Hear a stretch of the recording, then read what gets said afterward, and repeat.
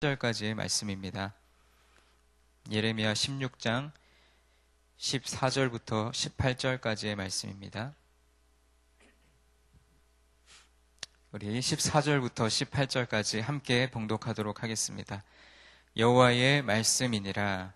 그러나 보라, 날이 이르리니 다시는 이스라엘 자손을 애굽 땅에서 인도하여 내신 여호와께서 살아계심을 두고 맹세하지 아니하고 이스라엘 자손을 북방 땅과 그 쫓겨났던 모든 나라에서 인도하여 내신 여호와께서 살아계심을 두고 맹세하리라. 내가 그들을 그들의 조상들에게 준 그들의 땅으로 인도하여 드리리라. 여호와의 말씀이니라. 보라, 내가 많은 어부를 불러다가 그들을 낫게 하며 그 후에 많은 포수를 불러다가 그들을 모든 산과 모든 언덕과 바위 틈에서 사냥하게 하리니 이는 내 눈이 그들의 행위를 살펴보므로 그들이 내 얼굴 앞에서 숨기지 못하며 그들의 죄악이 내 목전에서 숨겨지지 못함이라.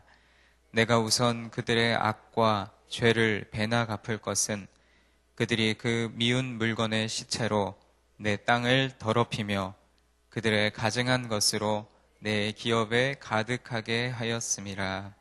아멘. 이번 주 월요일부터 우리는 예레미야 16장의 말씀을 묵상하고 있습니다. 16장 말씀은 우리에게 예레미야가 어떻게 결혼을 금지당하고 또 결혼식이나 장례식에 참석하는 것마저 금지당했는지를 말해줌으로써 이스라엘 백성을 향한 하나님의 메시지를 묘사하고 있습니다. 그 메시지는 곧 재앙과 심판에 대한 예언의 말씀입니다.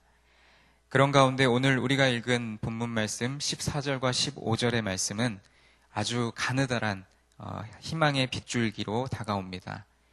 하나님은 너희의 죄로 말미암아 너를 심판하시고 벌하실 것이다. 그러나 그 하나님은 결국에는 너를 애굽으로부터 구해 주셨던 것처럼 북방 땅으로부터 구원해 주실 것이다. 그러나 선포된 예언의 말씀은 변하지 않는다. 죄로 인해 받을 심판을 모면할 수는 없다. 이것이 오늘 우리가 읽은 본문의 줄거리입니다. 이스라엘의 신앙 고백에 있어서 가장 핵심적이고 빠질 수 없는 사건이 바로 출애굽 사건입니다. 구약 성경뿐 아니라 신약 성경에까지 계속해서 이 사건이 이어집니다. 그런데 오늘 본문 말씀 14절에서 출애굽 사건과 관련하여 예사롭지 않은 말씀이 등장합니다. 14절 말씀을 제가 다시 한번 읽습니다. 여호와의 말씀이니라. 그러나 보라, 날이 이르리니 다시는 이스라엘 자손을 애굽 땅에서 인도하여 내신 여호와께서 살아계심을 두고 맹세하지 아니하고 라고 말씀합니다. 하나님은 언제나 이스라엘의 역사를 통해 언제나 이스라엘을 애굽에서 건져내신 분으로 고백됩니다. 그런데 어떤 날이 이르게 되면 다시는 출애굽 사건에 하나님을 두고 맹세하지 않게 된다는 것입니다. 이제는 출애굽 사건이 아닌 다른 사건으로 구원의 하나님 앞에 맹세하게 될 것이라는 말씀입니다. 바로 이어지는 15절 말씀에 말씀합니다. 이스라엘 자손을 북방 땅과 그 쫓겨났던 모든 나라에서 인도하여 내신 여호와께서 살아계심을 두고 맹세하리라. 내가 그들을 그들의 조상들에게 준 그들의 땅으로 인도하여 드리리라. 북방 땅에서 다시 돌아온다는 것은 우리가 이후에 이어지는 다른 성경의 말씀들을 볼 때에 바벨론 포로지에서 돌아오게 될 그 미래의 일을 예언한 것이라고 볼 수 있습니다. 이 북방 땅이라는 표현에 계속해서 이어지는 그 쫓겨났던 모든 나라에서 인도하여 내신 여호와라는 표현이 등장하는데 이것도 또한 곧 어느 나라로 끌려갔다가 다시 돌아온다라는 말입니다. 남왕국 유다가 망하고 또 바벨론으로 끌려갔다가 다시 돌아오게 된다는 것입니다. 더 큰 관점에서 보면 북왕국의 멸망까지 포함하게 되고 또 전체 이스라엘 백성은 여기저기 여러 나라로 끌려가고 팔려갔다가 다시 돌아오게 된다는 것입니다. 여기에서 우리는 한 가지 중요한 교훈을 얻을 수 있습니다. 하나님은 언제나 바로 지금 여기에서 우리를 구원하시고 그 구원의 역사를 이루시는 분이라는 것입니다. 오늘 본문 말씀의 14절, 15절 말씀은 23장 7절과 8절의 말씀에도 동일하게 등장을 합니다. 23장 7절과 8절의 말씀을 제가 읽겠습니다. 그러므로 여호와의 말씀이니라. 보라, 날이 이르리니 그들이 다시는 이스라엘 자손을 애굽 땅에서 인도하여 내신 여호와의 사심으로 맹세하지 아니하고 이스라엘 집 자손을 북쪽 땅 그 모든 쫓겨났던 나라에서 인도하여 내신 여호와의 사심으로 맹세할 것이며 그들이 자기 땅에 살리라 하시니라. 아주 작은 차이만 있을 뿐입니다. 이 성경을 연구하는 학자들은 본래 이 본문, 이 23장 7절에서 8절의 말씀이 더 본문에 맞다고 주장을 합니다. 16장에서 심판에 대한 예언의 말씀을 이제 예배 시간 가운데 낭독하다가 계속해서 등장하는 심판의 말씀, 재앙의 말씀이 우리에게도 계속 좌절과 낭망을 느끼게 하듯이 이 당시에도 많은 백성들에게, 청중들에게 희망의 메시지를 조금이나마 주기 위해서 나중에 삽입되었다라고 해석하는 학자들이 있습니다. 제가 서두에도 말씀드렸듯이 하나님은 우리의 죄를 심판하시기 위해 재앙을 내리실 것입니다. 그러나 하나님은 벌하시기만 하는 하나님이 아니라 우리가 잘 알다시피 우리 이스라엘의 역사 속에서 출애굽 사건을 통해 구원하셨던 분이다라는 그러한 희망을 주고, 그러나 그렇다고 해서 심판에 대한 실행이 틀어지거나 굽혀지지는 않는다. 이제 출애굽 사건보다 더 큰 사건으로 우리는 구원의 하나님을 선포하게 될 것이다 라고 말씀하는 것입니다. 계속해서 이어지는 16절부터 18절까지의 말씀에서 예레미야의 삶을 통해 선포된 심판의 말씀은 이제 어부와 포수라는 이미지로 더욱 강조되고 있습니다. 여기에서 언급된 어부와 포수의 비유는 대적들에 의해 당하게 될 여러 가지 참상들을 적절하게 밝혀주고 있습니다. 여기서 어부는 유다 백성들을 그물에 잡듯이 하여 포로로 잡아갈 대적들을 비유하고, 또 포수는 폐허가 된 성읍들을 떠나 산속이나 계곡에 피신한 이들까지 찾아내어 살육하거나 잡아가는 대적들을 비유한 말입니다. 공통적으로 이 어부와 포수는 모든 백성들을 추방시키기 위해 땅 여기저기를 돌아다니며 백성들을 모아들인다는 것입니다. 그런데 이 어부라는 이 은유적인 표현은 우리가 잘 알고 있는 신약의 말씀들을 보면 예수님께서도 이 어부에 대한 비유를 사용하셨는데, 그때 이 어부라는 은유를 어떻게 사용하셨냐면 그의 제자들의 사명을 묘사할 때 사용하셨습니다. 마가복음과 또 마태복음의 말씀에 등장하는데, 그것의 의미는 사람을 낚는 어부가 된다라고 말씀하셨던 것.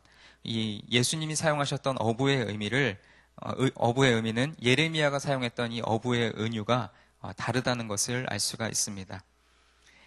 이렇게 낚시를 좋아하시는 분들은 이렇게 낚시를 하다 보면은 두 가지의 경우가 있습니다. 낚시를 어떤 그 물고기를 잡아 먹을 목적으로 낚시를 하는가 하면, 또 그 물고기를 살려줄 목적으로 낚시를 하는 경우들이 있습니다. 예를 들어서 아직 더 자라야 될 치어들, 어린 치어들이나 또 보호해야 될 보호 어종들은 다른 어종들로부터 공격을 받지 않도록 따로 분리해두기 위해서 잡아두기도 합니다. 그러나 마찬가지로 사냥도 마찬가지인데, 이 사냥을 통해서 어떤 동물을 잡아먹기 위해서 덫을 놓거나 총이나 화살 등을 이용해서 잡는 동물이 있는가 하면 멸종위기에 놓인 동물들의 개체수를 보호하기 위해서 잡아두는 그러한 포수들도 있습니다. 제가 말씀드렸던 신약의 예수님께서 강조하셨던 어부가 구원을 위해서 잡아들인 어부였다면, 이 예레미야에 등장하는 어부는 심판을 위해서 잡아들이는 것입니다. 그러면서 17절과 18절의 말씀에서 다시 한번 강조합니다.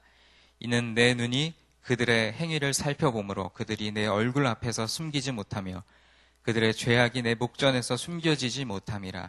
내가 우선 그들의 악과 죄를 배나 갚을 것은 그들이 그 미운 물건의 시체로 내 땅을 더럽히며 그들의 가증한 것으로 내 기업에 가득하게 하였음이라.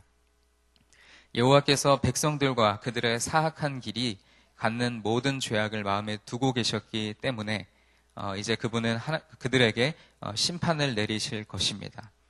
그 길은 아마도 이방 종교의 간행이었을 것입니다. 2절은 그들의 악과 죄를 배나 갚을 것이라고 말씀한 부분에서 과거의 심판을 언급하면서 더 심각한 심판이 임할 것을 선언하고 있습니다. 그리고 여호와의 눈, 그리고 여호와의 얼굴 앞, 여호와의 목전, 이러한 표현이 등장하는데 이는 우리가 잘 알고 있는 라틴어 중에 코람데오라는 단어를 떠올리게 합니다. 바로 코람데오는 하나님 앞에서라는 뜻이죠. 하나님의 눈이 그들의 행위를 일거수일투족 살펴보십니다. 숨거나 피하려고 하는 것은 이제 더 이상 쓸모없는 행동입니다. 여호와의 눈이 그들 위에 있기 때문입니다. 그 어떤 악한 행위나 죄악도 여호와로부터 숨겨질 수 없습니다. 유다 백성들은 그들의 우상과 가증스러운 것들로 여호와의 땅을 더럽히고 오염시켰습니다.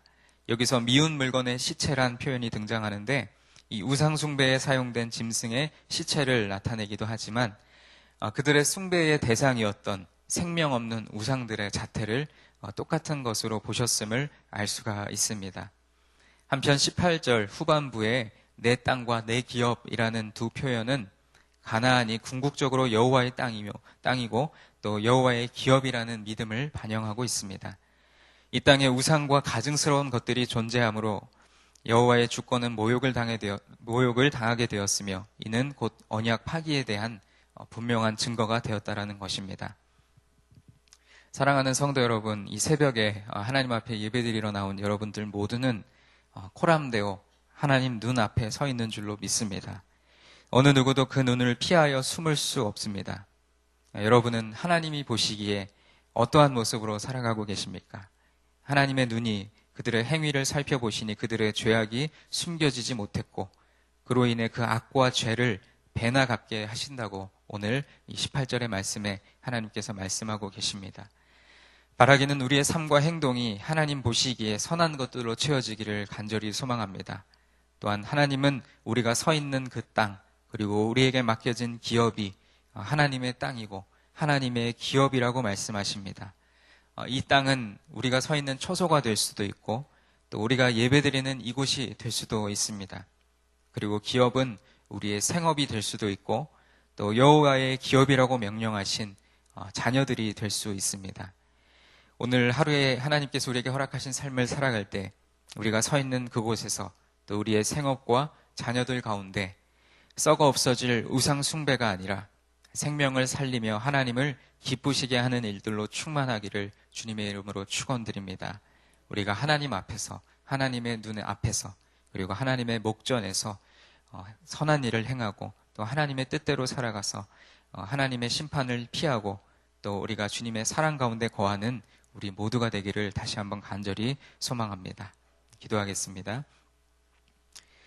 은혜로우신 주님, 계속해서 예레미야 16장의 말씀을 통해서 우리는 이제 유다 백성들에게 임할 재앙과 심판에 대한 말씀을 보게 되었습니다.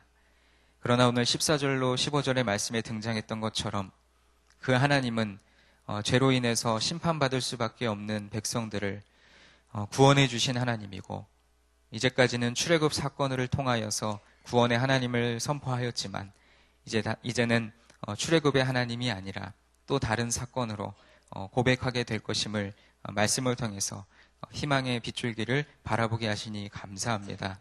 그러나 그 심판의 말씀이 그렇다고 하여서 꺾이거나 틀어지는 것이 아니라 심판은 반드시 임할 것이지만 그러나 그 가운데서 하나님이 또 구원의 역사를 이루실 것을 또 선포하게 하신 것, 이 말씀을 바라볼 때에 우리가 이 시대를 살아가는 우리들의 삶 가운데서도 우리가 죄로 인하여 하나님 앞에 심판받을 수밖에 없는 연약한 존재들이지만 하나님이 우리의 삶을 또 구원의 역사 가운데 인도하실 줄 믿습니다. 우리가 하나님의 앞에서, 하나님 눈 앞에서 코람되어 우리가 하나님 앞에 온전하게 설 수 있기를 간절히 소망합니다. 오늘 하루 우리에게 허락하신 하나님의 그 삶을 살아갈 때에 우리가 서 있는 그 땅에서 그리고 우리가 감당하고 있는 그 기업을 하나님의 뜻대로 이끌어갈 수 있도록 지혜를 주시고 능력을 주시고 강건함을 허락하여 주시옵소서. 오늘도 말씀을 붙잡고 하나님 전에 나와 예배하며 기도하는 우리 모든 성도님들의 그 간절한 간구의 마음을 주님께서 받아주시고 우리가 하나님 앞에 기도하는 모든 기도가 주님의 뜻 가운데서 온전하게 응답되어지기를 간절히 소망하며 사랑이 많으신 예수 그리스도의 이름으로 기도하옵나이다. 아멘. 오늘 공동기도문 사역에 대한 기도를 함께 교독하며 기도하도록 하겠습니다. 성경대로 우리 사역의 지평이 온 누리를 품게 하옵소서. 위원회 사역, 교구 사역, 말씀삼 성경대학 사역을 축복하셔서 말씀과 성령의 충만으로 인격과 일상이 거룩해지게 하소서.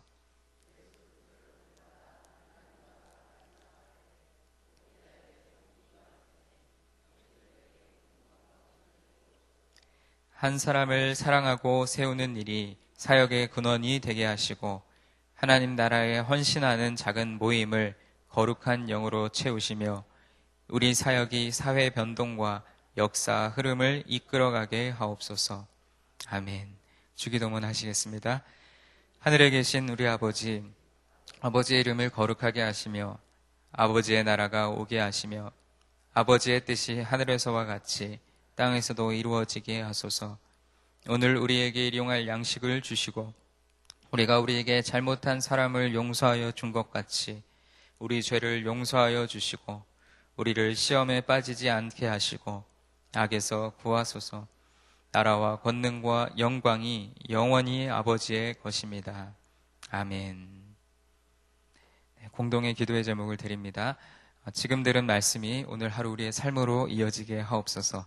또 계속해서 기도하는 우리 전도 대상자 VIP를 위한 기도와 또 전도를 통해 그들의 영혼이 구원받게 하옵소서. 또 8월 1일에 계획되어 있는 전교인 여름 성경학교와 또 여름에 진행될 교육부서 여름 성경학교를 주님의 은혜 가운데 인도하여 주옵소서. 여름 단기 선교 중국, 일본, 국내 이 선교의 사역에 하나님의 은혜를 더하여 주옵소서. 또 오늘 하루의 삶 가운데 성도님들의 가정과 사업장 또 자녀들이 하나님의 은혜 안에서 형통함의 복을 누리게 하옵소서. 공동의 기도의 제목을 위해서 함께 기도해 주시고 또 개인의 기도 제목을 위해 기도하신 뒤에 자유롭게 돌아가도록 하겠습니다. 기도하겠습니다. 할렐루야. 사랑이 많으신 하나님 아버지, 오늘도 우리에게 하나님의 예레미야 26장의 말씀을 통하여 이스라엘 백성에게 행하셨던 하나님의 예언의 말씀을 바라보게 하시니 감사합니다. 하나님, 연약하고 부족하여 죄 가운데 빠져 사는 우리들이지만 오직 이 말씀을 통하여 우리가 다시금 하나님 앞으로 돌아올 수 있도록, 다시 돌이킬 수 있도록, 다시금 구원의 하나님을 바라볼 수 있도록 우리에게 말씀의 은혜를 허락하여 주시니 감사합니다. 무엇보다도